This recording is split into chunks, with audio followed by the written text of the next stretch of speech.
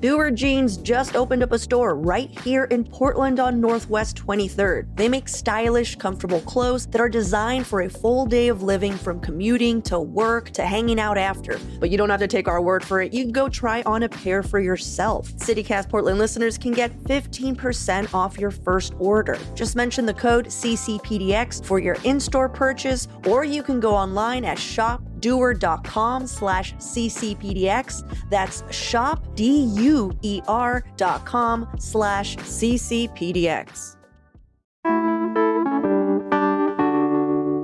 The Portland City Archives might not sound like a place for juicy secrets or political intrigue, but it should, because within the city auditor's office sits a paper trail so vast, it's captured every major and minor movement of our city's history. There are police reports, mayoral memos, hand-drawn maps. The auditor's office likes to say they have the receipts for everything the city has ever done in public or private.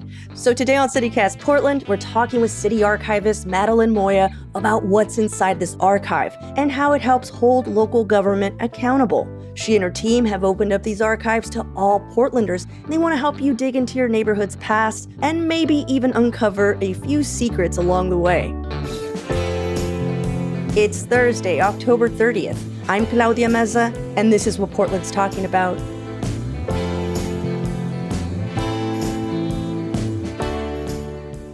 You know, Madeline, I think when people imagine a city archive, they're imagining something like a dusty library or a giant warehouse. I don't think many people have gone to city archives, and you're trying to get people into the city archive. So what are they going to see? We are actually really lucky. We got a new Portland Archives and Records Center in 2010, which is when we moved into this facility. And so while many of the archives where I have worked are, yes, dusty and dank with like drafty windows, this space is really nice. We've got a really open and bright research room where folks can come flip through archival materials and work on their projects. And then what they won't see unless they come for a tour is that behind the locked doors, we do have just thousands and thousands of square feet of shelving that is full of uniform boxes that hold all of the city records. That's awesome. Yeah, it's a really great space. When I came here to interview for the job, my jaw kind of dropped. It just, what a gift this facility is to really take care of our city's history. So how far do these archives go then? We go all the way back to 1851. So we have the original ordinance that incorporated the city of Portland, Wow. that was signed by the council at the time. Oh, do you have the original coin? The coin toss? We don't have the coin. This is hotly contested. That is at the Oregon Historical Society. Okay. It's in their lobby. Pettygrove bequeathed it to OHS in his will, so it lives there forever. Yeah, for those who are listening, they're like, what the hell is this coin? The lore is that it was Pettygrove and Lovejoy. They looked at the settlement that was going to be Portland, and they flipped on the name, and one of them wanted Boston, the other one wanted Portland, and Boston won. But yes, we've been saying it wrong this entire time. No, it's Portland. So I just think it's so funny. Because, you hear a lore and you're like, I love that story. Is it true? And you're like, no, the coin is at the Historical Society. Okay. It exists. Yes. Awesome. So why is it so important to get Portlanders in the archive? If I were the archivist, I would want everyone's grubby hands away from my archive. I would be like, get out of here. Well, just so people have an understanding of what we have here, our records, unlike a museum that has objects or a library that has books, we have all of the clippings and documents and maps and plans. We have a lot of photographs taken by city photographers and public works and correspondence to and from elected officials, reports and studies, and then a full run of council ordinances and council materials. So these are records produced in the course of doing business for the city of Portland, and this is your local government. So we want people to feel like these are your records and your city history, and these are the evidence of how city actions have impacted Portlanders' lives. Well, something kind of unique about our city archives is that we live in the city auditor's office. We're a division of the Portland City Auditor's Office. Not physically, but right. if the flow chart, if you saw it. Right. So here in Portland, our archives really has a role in government accountability by holding the evidence of government actions. We like to say, we got the receipts here. So we want people to come in and use all of these records in their work. And we like to emphasize that you don't have to be a scholar to do research here. We've done away with a lot of the requirements that a lot of archives have, like having to provide a photo ID to come in or sign an agreement saying, how they're going to care for the records while they're in here. Just things that make them feel policed while they're doing research. And we want people to feel welcome here, to feel like they're invited in to participate in their city's history, and then encourage them to use these records in their work, whether it be personal projects or professional. Well, how are you keeping them safe from people who, this is not a thought that maybe you're encouraging, but I mean, clearly if they're going to do something, it doesn't matter if you have their ID or if they sign a little waiver or whatever, they're going to do something nefarious. But I'm curious, like, how are you protecting the archives from more handling? Because I remember with the Oregon Historical Society, they give you these little white gloves. We do have the white gloves here. Okay. I mean, part of our work in the research room is education, which we're teaching people how to take care of our materials and asking them to help us with that.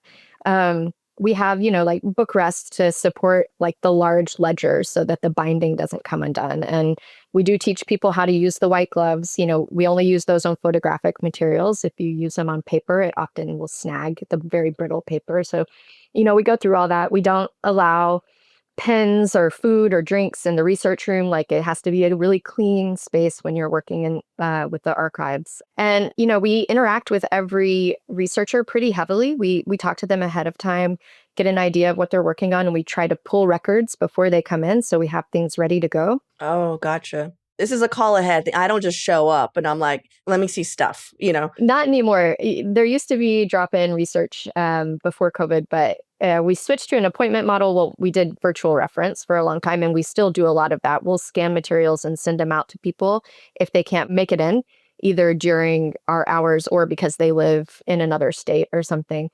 So we're still doing a lot of reference by email. And once we digitize a record and send it to the person requesting it, we can also upload it to our public portal. So then everyone can see it and everyone can access it, which is great. But yes, now we do operate on an appointment model. And they also have to tell you like why they're coming in. Yes. The reason I'm asking is just in case people are like, oh, I want to go to the city archives. They're not just like, no, Well, I mean, you could write in and just say, hey, I just want to look around at some photos in my neighborhood. I just want to browse the city directory. Something very casual like that. It doesn't have to be a scholarly pursuit. But a lot of times we have people come in that are just curious residents. They want to see photos of their homes. They want to see photos of their favorite park. Like throughout the years. Yeah. With that little guy holding. Every time I see a city archive, there's always just some guy just holding like a number. Do you know what I'm talking about? The numbers man. Yes. The number. Okay. There's so much lore that because again, I did this like one research project. I was looking into the Elks Lodge. I made a little documentary about it. Anyhow, so I did a bunch of research on it. And I just remember the numbers guy. Can you explain the lore of this numbers guy? Because I can't remember why he's holding the numbers, but he's in a ton of our city photos. And I just don't know I don't think that's like normal. Like if you go to other cities. He must have been identifying some project or something. This is my guess, but this is my only encounter with a numbers man. Hold on. Let me see. It appears to be related to the fact, via the Oregonian, John just jumped in as a producer. He wrote, it appears to be related to the fact that Portland was going through so many changes in the late 1920s and early 1930s that he was trying to document all the change for a variety of reasons. Basically, I'm like, guys, archives are really cool. You should go check out this numbers guy. And then you'll be like, oh, it's the numbers guy they're always talking about. Always, just us two right now. But let's take a quick break here. And when we come back, I want to hear about the craziest stuff that you found in the archives.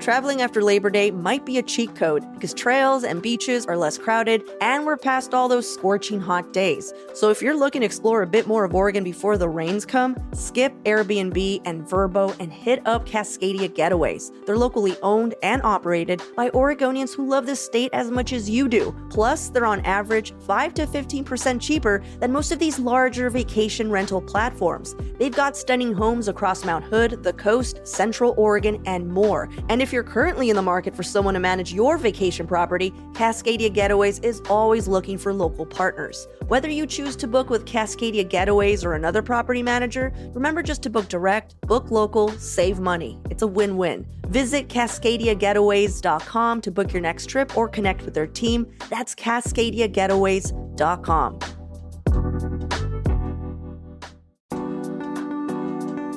The Portland Bureau of Transportation wants to make riding your bike all year long a lot easier and more fun. Their program, Ride Through the Seasons, encourages you to try out cycling year-round through a series of group rides and skill-building workshops. In addition to all that, they're also hosting a month-long Rainy Rider photo contest in November with chances to win some awesome prizes. To learn more and get involved, text BIKE to 888-520-0526 or visit portland.gov/ride seasons. That's portland.gov/ride seasons.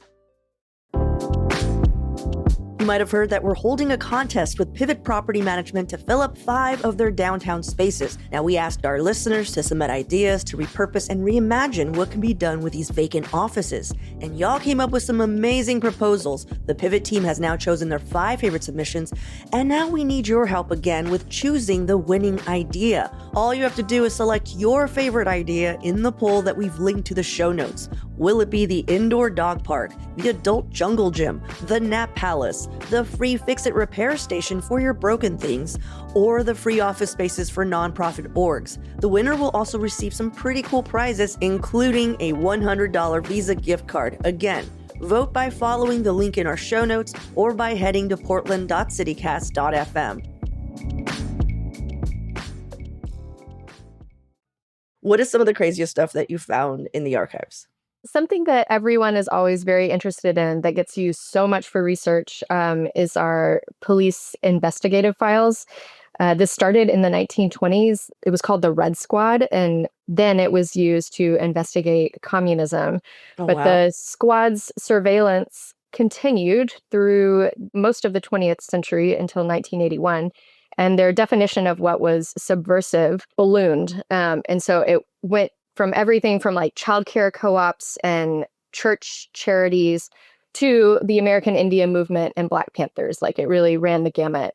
They surveilled over 500 organizations, and they would go around and pull flyers for meetings and actually attend meetings and have like the agenda, and then posters for rallies and events, and tons of surveillance photos as well. In 1981, a new state law passed. Wait, hold up. This was happening through the 80s? Yes. From the 20s through the 80s. Was this like a mantle that was given to a new, police chief or something? Like, hey, by the way, we keep an eye on the hippies and the commies. Like, this is what we do. Like, as soon as you come in, you're like, here's your investigative equipment to keep an eye on these weirdos. Yeah, and I don't know how big this squad was. I know who was in charge when it ended, but I'm not sure about the beginning. Okay, sorry, I interrupted you. Okay, so in the 80s. Yeah, in 1981, a state law passed saying that you couldn't just surveil citizens however you wanted, that you had to have a cause related to an investigation. So a judge ordered that all of those records be destroyed. But the head of the unit at the time was basically like, over my dead body, this is my life's work, and absconded with the records, and he took them home. They were in his barn for decades until he passed away and his children found them. This is what I've been told as the history of the collection. But I believe his children contacted a local paper, who then contacted the city archives. And over a course of years, they returned to the archives. My predecessor, the city archivist before me, had to argue for like their historical significance, and she did that successfully. And so we have those here. And so, these records shouldn't exist, but they are just such a treasure trove of history. So, just like documents on so many social movements. Could you name like a few things that they're like, for sure, these people were surveilled? Oh, yeah. The American Indian movement was, there were many protests. There's so many surveillance photos of those rallies and protests by the American Indian movement. And it's on the photographs, you can see like where the police like circled a person. Wow. In the photo, and then on the back, like wrote their name, like what they're associated with. Sometimes they have personally identifying information on the back about these people. Can you believe the police doing this? Like the fact that, Portland police does not have enough people And I'm just like, how much money did the Portland police, if they had this secret like watchtower squad, like what is going on? Happening for decades. Yeah. For decades. Oh my God. People come in all the time, like looking at the history of social movements, but also looking at the history of policing. Wow. Using these records. That's insane that you have it. I also think it's so funny that this police officer inadvertently created an archive. Yeah. Do you know what I mean? Like, I'm sure to him, it was like, well, I'm going to get these hippies. And then he created this archive of like, one, this like weird action that they were taking, but also just like, wow, look at all these social movements. Yeah, look at all the good that people in Portland have done. That's so cool. I also heard that you might have like racial profiling maps. Well, they aren't named racial profiling maps. It's not filed under racial. Explain to me what you have that somebody might consider a racial profiling map. So we have this one map that we just love to get out for several reasons. One, that it is just massive. It's like 6 feet wide by like 3.5. It's this huge thing, and it's printed on linen, and it's from 1936. So it's hand drawn, and I mean, honestly, it's just kind of beautiful as an artifact, like the handwriting, like it's a very beautiful font. Mm-hmm. And the name of the map is The Neighborhood Pattern of the City as Defined by Foreign-Born and Racial Occupancy. So a racial And we'll just sit with that for a second. That is the fanciest way I've ever heard anyone say a racial profiling map, but go on. So it's this huge map, and there are like little squares within for Japanese Portlanders, foreign-born whites, Chinese, and then like Mexican, Indigenous, and Filipino. Pretty much the same. I mean, I can attest pretty much. Yeah, we're all the same. Go on. Yes, just one lump. Just one lump, yeah. So within each square, there are dots that represent 10 people or 5 people to map the population. It's a good-looking map, so it's kind of cool to look at, but the underbelly of it is that it was prepared by the City Planning Commission for a report for planning public recreational areas. Oh, so that's how they decided to put all the cool stuff, I'm assuming, by where all the Mexicans live, right? Is that what happened? Yes, definitely. That's exactly the route that they chose. Wow. See, you too, listener, can go and find out all these secrets at the archive.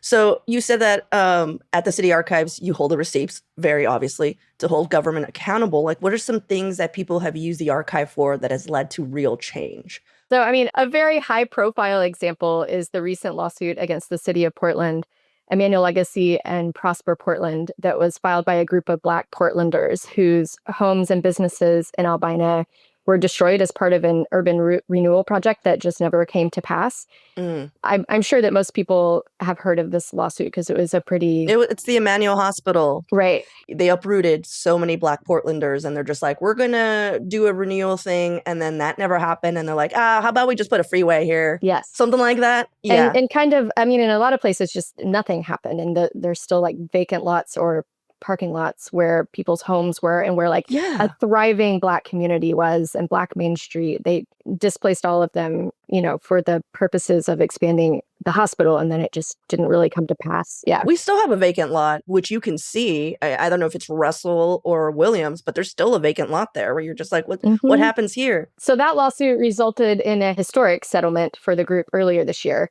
And many of the materials for discovery in that lawsuit came from the archives, as the action against the plaintiffs and their families happened in the late 1950s to early 1970s. So we were ordered to produce those city records for the plaintiffs. Oh, wow. Yeah. We pulled things that were, that documented the city's actions related to blight, which is kind of like a keyword in all of this, and the Albina neighborhood during the time, and other urban renewal projects, as well as the actual relocation files produced by the city and by the Portland Development Commission, which is now Prosper Portland, that detail all of the properties that were involved in the relocation. So there are profiles of each property, as well as a case file on all the interactions with the families or business owners that were displaced. And it logs like all of the efforts to relocate them. So all of those were used in that lawsuit. Oh, wow. That's so interesting. It's like the city used the city to sue the city. It, it was complicated. Yeah, that's really cool. You're getting me more excited now. I'm like, I want to go to the archives. I want to hang out and like look at all these maps. Yeah. Another like less headliney example of using the archives to hold government accountable. We did have some community members from North Portland that came in because they had this intersection in their neighborhood that was just seeing so many accidents. And they were trying to advocate for increased traffic calming infrastructure in their neighborhood. So like speed bumps or painted markings, that kind of thing. But PBOT needs a certain number of accidents to have happened at an intersection in order to pursue added infrastructure. And so initially they were like, we don't have enough reports here to justify adding extra infrastructure. And so those community members came in and used the archives to take a historic look at that intersection over the years. So that's just another way to like get government action and advocate for your community using the archives. That is so cool. Well, since it's almost Halloween, I've got to ask, what is the spookiest ghost story about the archive? There must be something, right? Yeah, I think that our current facility, as I mentioned, opened in 2010. So unfortunately, I think it's too new to be haunted. Okay. But before we moved into this building, the City Archives and Records Center was up at Chimney Park in the city's decommissioned trash incinerator. Oh, I know where that is. Yes. You do. You're in St. John's. Yeah. So yeah, I mean, a decommissioned trash incinerator, the most logical place to keep city records for preservation purposes. Yeah. But that building was built in 1932. It was closed in 1970 because of air quality. And then they moved the archives in 1981. They're like, no one should be breathing this except for the archivists. Yeah. They can hang out here. But you have to imagine that building has like really seen some stuff over the years. No, I mean, a trash incinerator, that's essentially the Freddy Krueger origin story. But yeah, go on. Indeed. So, I mean, I just think that record center, the one that predates me, had to be haunted and that there were definitely ghosts like hanging out in the smokestack. Oh, wow. So you heard stories. No, you're just this is pure conjecture. I think assumed. Yes, there have to be hauntings up there. I mean, that is pretty spooky. It is pretty spooky. I drive by it as well. I also live in North Portland, so yeah. Well, thank you for hanging out with me. Thank you for going through some of the archives with me. This was super fun. I know that we just missed all these events that you guys had, like you had open houses, basically. So is there anything else coming up maybe next year or in the future that you want to like plug right now? Sure. I mean, we do events on a regular basis. We love working with our community partners. We just wrapped an exhibit over at the Central Library with the Oregon Queer History Collective about Pride, and we, had events around that. But we do ongoing like preservation education workshops with community groups. And we have one next month. We're going to be over at Don't Shoot Portland's Black Memory Lab for coffee and collections on November 14th, where people can come and just chat, share their histories, and they can also bring their own like personal or community archives, like their materials, and talk to archivists about how to take care of them. Oh, that's so cool. It's a pretty casual like drop-in event, not like a formal workshop like we do sometimes, but we're excited about it. And we're just excited to connect with community over our history. So, well, thank you so much for all the work that you do, Madeline, and for taking the time to hang out with us. Really appreciate it. Yeah, thank you so much for having me.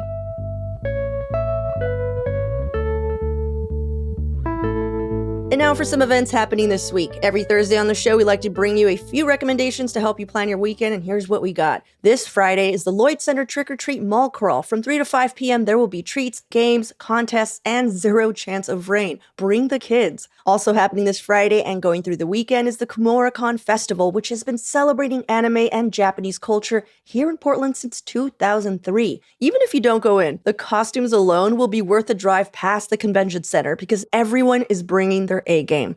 And on Saturday, there's the Blumenauer Bridge Witching Hour celebration. It's a combo Halloween and Dia de los Muertos bike and pet festival on the Blumenauer Bridge in Green Loop. It's going on from 2 to 6 p.m. There's a pet costume at 4 p.m., so bring your costumes, your pets, your bike, and come party on the bridge. There will, of course, be food, beer, music, and vendors, and there's also games for kids. Also, just a reminder that daylight savings ends this Sunday. Of course, we're just scratching the surface. There's so many more things happening around Portland this weekend, and if you'd like an earlier peek at our curated events list, become a CityCast Portland member. You'll also get ad-free listening, invites to member-only events, and so much more. Just head over to membership.citycast.fm for all the info. And for even more local news and events, sign up for our daily newsletter, Hey Portland. We're going to throw a link for everything in the show notes.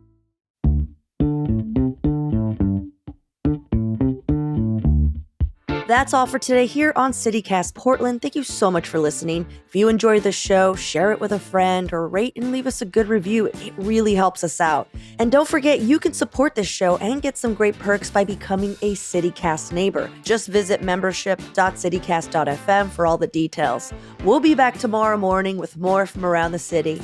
Until then, see you with Slims.